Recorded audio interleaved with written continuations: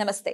Spiritual, motivation, educational వీటికి సంబంధించి interviews ఇవ్వదలుచుకున్న వాళ్ళు కింద నంబర్ కి కాంటాక్ట్ చేయండి. నమస్తే, వెల్కమ్ టు అవర్ ఛానల్. నేను పద్మిని. ప్రస్తుతంతో పాటు ప్రముఖ ఆధ్యాత్మికవేత్త, ఆస్ట్రాలజర్ అండ్ న్యూమరాలజిస్ట్ తనిష్క గారు మనతో పాటు ఉన్నారు. మాట్లాడదాం. తనిష్క గారు నమస్తే అండి.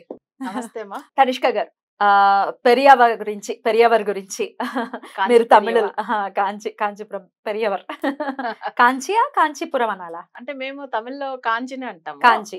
కొంతమంది ఇక్కడ తెలుగు వాళ్ళు కంచివరం అంటారు, కంచిపురం అంటారు.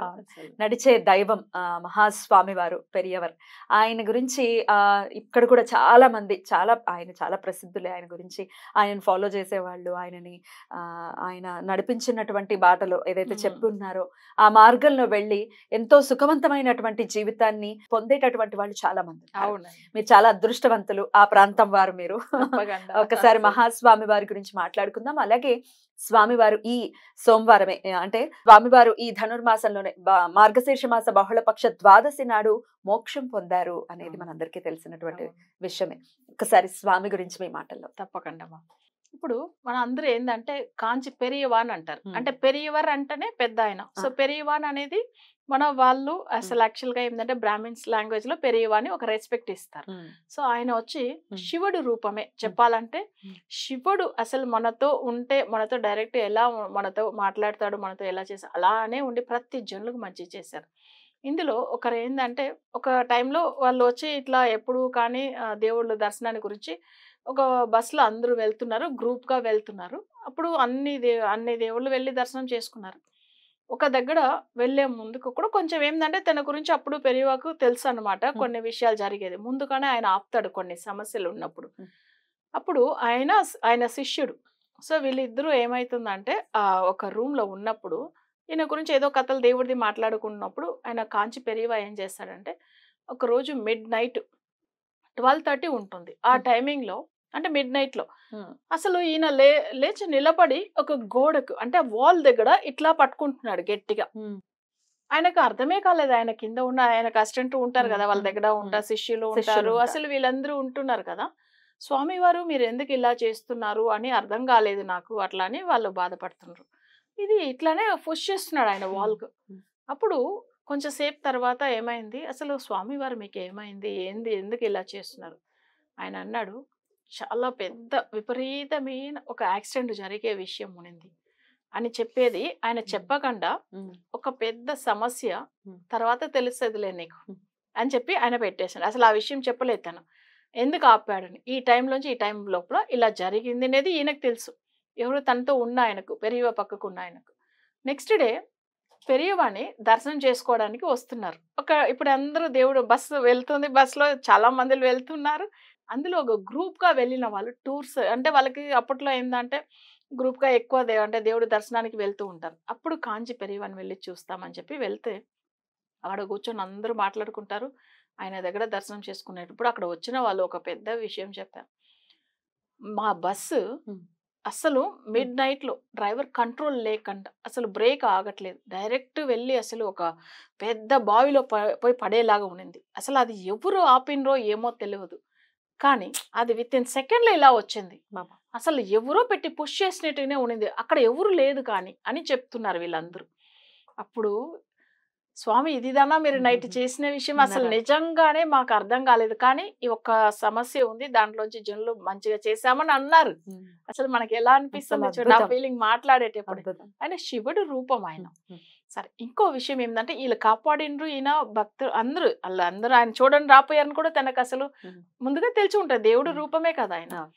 తర్వాత ఇట్లా మన్ని చూడని వచ్చిన వాళ్ళు అక్కడ ఏదైతే ఎంత బాధని ఆయనకు అర్థమైంది, అసలు నిజంగా కూడా దేవుడు లాగా ఉన్న ఆయన అందరినీ కాపాడుతాడు. నాకు చాలా పరిచయమైన ఒక మేడం, చాలా క్లోజ్. ఆమె ఏం చేశారంటే నన్ను అన్నారు, అమ్మ నీకు కాంచి పెరియవా గురించి తెలుసా అని. లేదు మేడం, నేను ఎన్నోసార్లు విని ఉన్నాను, కానీ నేను అంతగా అక్కడ కాంచీపురం వెళ్ళి ఆయనని దర్శనం చేసుకుంది లేదు, కానీ ఆయన ఎక్స్పీరియన్స్ చాలా మంది చెప్పున్నారు బాగా అయిందని. బట్ అంటే నేను విని ఉన్నానంటే, లేదు మా నాది కూడా ఒక ఎక్స్పీరియన్స్ నీకు చెప్పాలన్నారు. చెప్పండి మేడం అంటే. ఆ మేడం పేరు సుశీల. బట్ ఆమె ఏం చేశారంటే ఫస్ట్ ముక్కి అట్లా ఏడ్చిండంట. ఎందుకంటే నాకు ఎన్నో బాధలు ఉంది, నువ్వు నాకు మంచిగా చేసావు,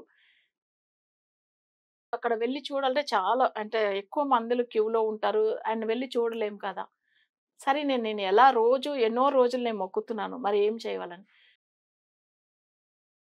3 రోజుల ముందుకునే ఆయనకి హెల్త్ బాలేన విషయం అందరికి తెలిసే ఉంటే అంత గట్టిగా ఏడ్చింది. ఆయన ఒక్కసారి కలలో వచ్చి, "అమ్మ నువ్వొచ్చి నా సమాధికి రా. అక్కడ నన్ను వచ్చి దర్శనం చేసుకో. నా బ్లెస్సింగ్స్ నీకు తప్పకుండా ఉంటుంది. కానీ నాకు కొన్ని పండ్లు వరకు తెచ్చియ్యను" అన్నారంట. యాపిల్స్. వేరే ఏమీ లేదు. నాకు అక్కడ సమాధి దగ్గర నువ్వు తీసుకొచ్చి పెట్టు. సరే ఈమె ఏం చేసింది, తను ఎప్పుడు మొక్కే ఆయన ఈయన ఇలా కలలో మాట్లాడుతున్నారని లోపలనే ఎక్కువ కూడా కాదు. ఈమె ఏం చేసింది, ఆ పండ్లు యాపిల్స్ తీసుకెళ్ళి అది కూడా కౌంట్ చేసి లెక్కగా, ఎందుకంటే ఆయన అలానే చెప్పున్నాడు. తీసుకెళ్ళి ఏం చేసింది, అక్కడ లోపల పంపియట్లేదు. చాలా క్యూ అస్సలు. ఆయన వచ్చి ఆయన సమాధి దగ్గర వెళ్ళాలంటే అప్పుడు ఈ యాపిల్స్ చూపించి ఆమె ఏం చెప్తుందంట, స్వామి వారే నన్ను రమ్మని చెప్పారు, అందుకే పట్టుకొచ్చాను అని రిక్వెస్ట్ చేస్తే అప్పుడు ఆమెని గేట్ లోపల నుంచి అక్కడ పంపించుండ్రు. గేట్ తీసేసి లోపల పంపించుండ్రు. సరే అని చెప్పి ఈమె పెట్టిందంట చూడండి, విత్ ఇన్ సెకండ్ లో లేవంట చూడండి అక్కడ సమాధి మీద. నిజంగా ఆమె అంటుంది, అబ్బా నాకు అది ఆ ఎక్స్పీరియన్స్ ఈ రోజు కూడా మర్చిపోలేదని ఏడుస్తుంది ఆమె నాతో మాట్లాడుతున్నప్పుడు, ఆమె విషయాలు షేర్ చేసుకున్నప్పుడు. ఎందుకంటే జరిగిన విషయం అసలు అందరినీ లోపల పంపియరు. ఎంత క్యూస్ అసలు చెప్పాలంటే జనులు ఎక్కువ, ఆయనకున్న డివోటీస్ ఎక్కువ మంది మీకు తెలిసే ఉంటుంది. అసలు శివ రూపమే, ఆయన శివుడి రూపమే అసలు, ఆయన మరో అవతారమే చెప్పాలి. అసలు ప్రతి ఒక్కరు ఈయన అసలు ఏది ఆశించరు. తను అసలు చూస్తే చాలా నార్మల్ గా, ఎట్లా శివుడు ఎలా ఉంటాడు, ఒక చిన్న బట్ట అంతే, వేరే ఏం ఆశ లేదు ఆయనకి. అంతే కదా, అంత మంచి ఎక్స్పీరియన్స్ ఆయన మోక్షం పొందినటువంటి రోజు. అయితే అరే మనం 1994 అంటే నేను చాలా చిన్నపిల్లని, కానీ అంటే ఇంచుమించు ఎన్నేళ్ళు, ఒక 30 ఏళ్ల క్రితం అనుకుంటే కదా, 30 years బ్యాక్ ఉన్నారు స్వామి. ఇప్పుడు మనకి ఇప్పుడు ఇన్ని విషయాలు తెలుస్తున్నాయి, ఆయన చూడలేదే అన్న బాధ అయితే ఉంది. అరే నేనంటే చిన్నపిల్లని అనుకోండి, కొంత అంటే 70s లో పుట్టిన వాళ్ళు, అరే మిస్ అయ్యాము, వెళ్ళి ఉండొచ్చు కదా, చూసి ఉండొచ్చు కదా స్వామిని, స్వామి గురించి తెలిసి ఉండొచ్చు అని బాధపడుతుంటారు. కాకపోతే పిలిస్తే పలికేటటువంటి స్వామి ఆయన కదండి. ఇప్పుడు ఆయన గురించి మాకేం తెలియదు, నాకైతే అసలేం తెలియదు. మన దగ్గరకు వచ్చేటటువంటి స్రవంతి గారు కూడా చాలా సార్లు పెరియవర్ గురించి మాట్లాడటము, స్వామి గురించి ఒక్కసారి దండం పెట్టుకున్నంత మాత్రాన్ని ఏదో తెలియని ఒక ఆనందం స్వామిని. ఇక్కడ మనకి పద్మారావు నగర్ లో స్వామి విగ్రహం కూడా ఉంది, పెరియవర్ది, స్కందగిరి ఆలయం తెలుసు కదా, అక్కడ ఉంది స్వామి వారి. ఇక్కడ వెళ్ళి నిజంగా స్వామి అక్కడ ఉన్నారా అని అనిపిస్తుంది. ఆయన దండం పెట్టుకుంటా ఆయనే అక్కడ కూర్చున్న, ఆయనను మనం భౌతికంగా చూడలేదే అన్న బాధ అక్కడ ఆ విగ్రహాన్ని చూస్తే పోతుంది, ఆయన నిజంగా అక్కడ ఉన్నారు అని అనిపిస్తుంది. సో ఆయన గురించి మాట్లాడుకోవటం అనేది చాలా చాలా సంతోషకరమైనటువంటి విషయం.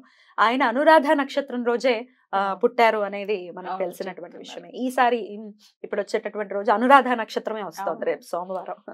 ఆ రోజు అసలు అనురాధ నక్షత్రంలో పుట్టిన వాళ్ళు, ఆయన అంటే గురు స్థానంలో ఉన్న ఆయన, బట్ ఆయన శివుడు స్వరూపం అయితే.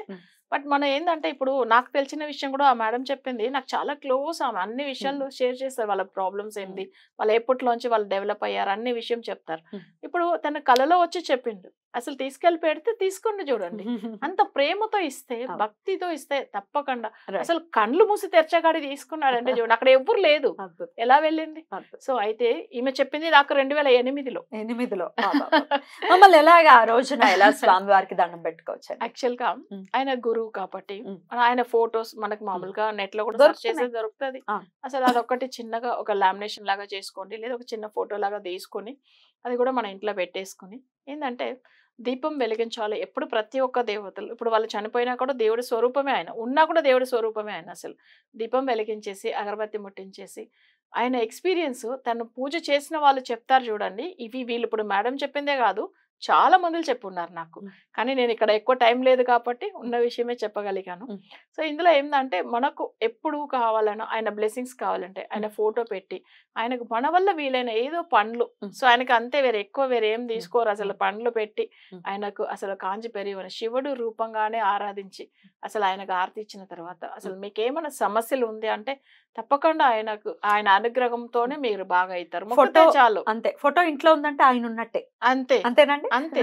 ఆయనకి మన ఫోటో రూపంలో చెప్తున్నా, ఫోటోకి చెప్తున్నా, ఆయనకు చెప్తున్నా, సమస్య అనేది తీరుతుంది. అట్లా చేసుకోవచ్చు. రైట్. అద్భుతం అండి. స్వామి గురించి ఇంకా ఇంకా ఇంకా ఇంకా వినాలి అని అనిపిస్తుంది. అద్భుతం అండి. మీ ఎక్స్పీరియన్స్ ని కూడా మాతో షేర్ చేసుకున్నందుకు చాలా చాలా కృతజ్ఞతలు అండి. నమస్తే.